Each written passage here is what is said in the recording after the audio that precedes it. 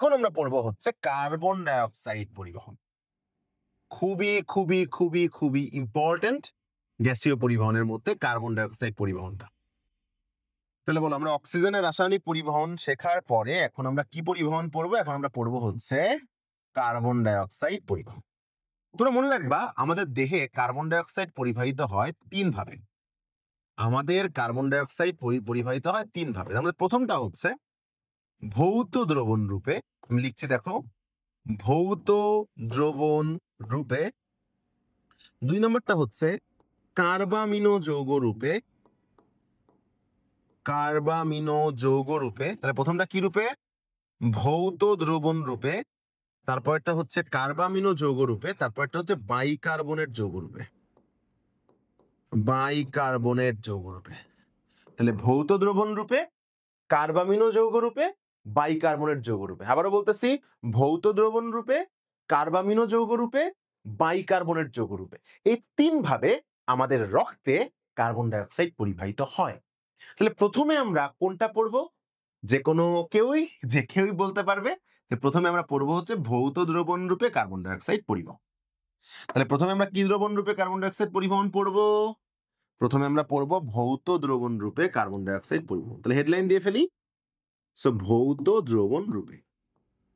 সাব্বাস, ভৌত দ্রবণ রূপে। ওকে, এখন চিন্তা করো, আমি তোমাদেরকে একটু আগে বলছিলাম যে আমরা এখন কি পরিবহন পড়তেছি? আমরা এখন পড়তেছি কার্বন ডাইঅক্সাইড পরিবহন। আমরা এখন পড়তেছি কার্বন ডাইঅক্সাইড পরিবহন। আমি একটু আগে তোমাদেরকে অক্সিজেনের রাসায়নিক পরিবহন পড়ানোর সময় শিখিয়েছি যে যেটা পরিবহন বলবে বিক্রিয়ার শুরুতে চোখ বন্ধ করে তুমি সেটা দিয়ে দিবা। তাহলে ভৌত দ্রবণ রূপে কার্বন ডাইঅক্সাইড পরিবহন বলছে, আমি প্রথমেই বিক্রিয়ায় দিয়ে দিলাম কার্বন ডাইঅক্সাইডকে। তাহলে ভৌত দ্রবণ রূপে কার্বন ডাইঅক্সাইড পরিবহন বলেছে, আমি প্রথমেই ভৌত দ্রবণ রূপে দিয়ে দিলাম কার্বন ডাইঅক্সাইডকে। বাকি কাকে দিব এর উত্তরটাও কিন্তু এর মধ্যে আছে। দেখো, বলছে ভৌত দ্রবণ রূপে, আর দ্রবণ মানে সেখানে পানি থাকবে, মাস্ট। দ্রবণ মানে সেখানে পানি থাকবে। তাহলে কার সাথে বিক্রিয়া করবে? পানির সাথে। ইউ ক্যান আস্ক যে পানি কোত্থেকে আসলো? আরে ভাই, রক্তের মধ্যে এটা হচ্ছে, রক্তের মধ্যে, রক্ত রসের মধ্যে, সব জায়গার মধ্যে 90-92% রক্ত রসে পানি, পানি তো থাকবেই। তাহলে খুবই সহজ, ভৌত দ্রবণ রূপে কার্বন ডাইঅক্সাইড পরিবহন, কার্বন ডাইঅক্সাইডকে প্রথমে দিলাম, দ্রবণ রূপে পানিকে দিয়ে দিলাম। সো বিক্রিয়া এখন আমরা শেষ করি। দেখো, H2O,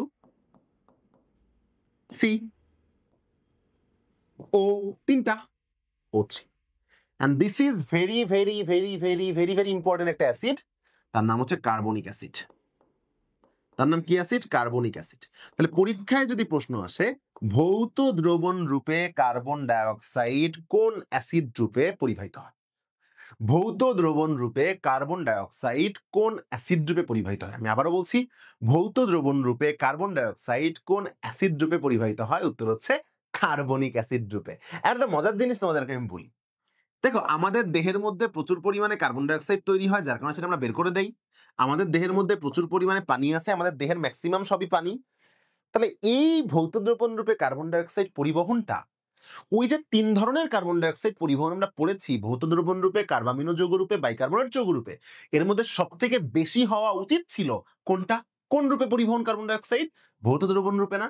বাট মজার ব্যাপার হচ্ছে এই ভৌত দ্রবণ রূপে টোটাল কার্বন ডাইঅক্সাইডের মাত্র 5% কার্বন ডাইঅক্সাইড পরিবাহিত হয়। এখন আমার মতো তোমাদের মাথায় প্রশ্ন ঘুরপাক খাচ্ছে, কেন ভাই, যেখানে কার্বন ডাইঅক্সাইড অহরহ, পানি অহরহ, তাহলে কার্বনিক অ্যাসিডও তো অহরহ তৈরি হবে, তাহলে বেশি পরিমাণ কার্বন ডাইঅক্সাইড পরিবাহিত হবে, এটাই তো স্বাভাবিক। তাহলে কেন রে ভাই এই ভৌত দ্রবণ রূপে এত বেশি কার্বন ডাইঅক্সাইড পরিবহন হওয়ার কথা, বাট সেখানে এত কম কার্বন ডাইঅক্সাইড পরিবহন কেন হচ্ছে? এর কারণটা হচ্ছে কার্বনিক অ্যাসিড তৈরি করতে গেলে একটা এনজাইম লাগে, সেই এনজাইমটার নাম হচ্ছে কার্বনিক অ্যানহাইড্রেস। আমি আবারও বলতেছি, কার্বনিক অ্যাসিড তৈরি করতে গেলে একটা এনজাইম লাগে, সেই এনজাইমটার নাম হচ্ছে কার্বনিক অ্যানহাইড্রেস। কার্বনিক অ্যাসিড তৈরি করতে গেলে একটা এনজাইম লাগে, যে এনজাইমটার নাম হচ্ছে কার্বনিক অ্যানহাইড্রেস। দেখতেই পাচ্তেছো কার্বন ডাইঅক্সাইডের পরিমাণ বেশি আছে, সো কার্বনিক অ্যাসিড বেশি হওয়ার কথা। পানির পরিমাণ বেশি আছে, কার্বনিক অ্যাসিড বেশি হওয়ার কথা। সো এই একটা জায়গায় বাকি আছে, যেটা যদি বেশি হতো তাহলে কার্বনিক অ্যাসিডও বেশি হতো। বাট মজার এবং দুঃখের ব্যাপার হচ্ছে রক্ত রসে এই কার্বনিক অ্যানহাইড্রেস এর পরিমাণ অনেক কম। রক্তরসে এই কার্বনিক অ্যানহাইড্রাজের পরিমাণ অনেক কম, এই জন্য কার্বনিক অ্যাসিড সৃষ্টি হওয়ার যে পরিমাণ অনেক কম, যার কারণে কার্বন ডাই অক্সাইড পরিবহনের পরিমাণও অনেক কম। আশা করতেছি তোমরা অনেক সুন্দরভাবে এই জিনিসটা বুঝতে পারছো। তাহলে সবকিছু কিন্তু বুঝতে পারলা যে এই কার্বনিক অ্যাসিডটা সেটা কিন্তু তৈরি হইতে পারতেছে না, কারণ কার্বনিক অ্যানহাইড্রাজের পরিমাণ কম। যদি কোনোভাবে কার্বনিক যে অ্যানহাইড্রাজ আছে এর পরিমাণটা অনেক বেশি হতো, তাহলে কিন্তু কার্বনিক অ্যাসিডটাও বেশি মতো পরিমাণ তৈরি হতো। আর কার্বনিক অ্যাসিড তৈরি হওয়া মানে কার্বন ডাই অক্সাইড পরিবহন হওয়া, সেটা যেহেতু কম, এই জন্য ভৌত দ্রবণ রূপে অনেক কম কার্বন ডাই অক্সাইড পরিবহন হয়।